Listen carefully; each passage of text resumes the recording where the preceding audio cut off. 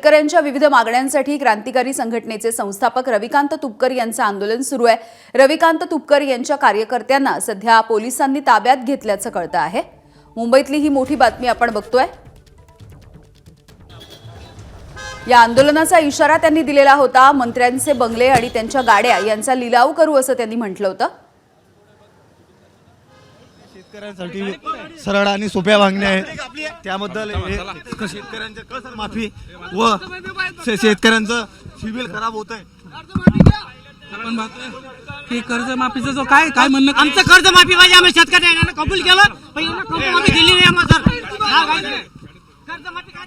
त्याच्या समोरची ही सध्याची दृश्य आपण पाहतोय की कोणत्याही परिस्थितीमध्ये कर्जमाफीचा जो विषय होता तो मान्य झालेला नाही आणि त्यामुळे आम्ही या ठिकाणी आंदोलन करत आहोत अशा पद्धतीची भूमिका या सर्व आंदोलकांची आहेत।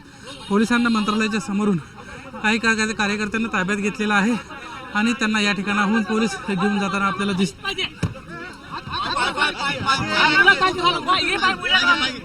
राष्ट्रवादी मंत्रालय परिसरातली ही सध्याची दृश्य आपण पाहतो। या ठिकाणाहून सर्व कार्यकर्त्यांना जे आहे ते पोलिसांना ताब्यात घेतलेलं आहे आणि या ठिकाणाहून या सर्वांना घेऊन जाताना आपल्याला दिसत आहेत। कॅमेरामॅन प्रशांत मानेसह निलेश बुदावले, एबीपी माझा, मुंबई। तर रविकांत तुपकर यांचे कार्यकर्ते खरं तर हे आंदोलन करता आहेत। रविकांत तुपकर हे गेल्या काही दिवसांपासून भूमिगत असल्याची ही माहिती मिळत होती।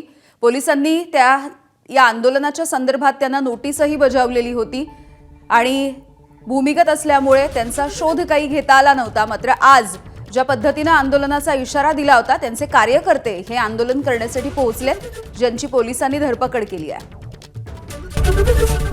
एबीपी माझा, उघडा डोळे बघा नीट।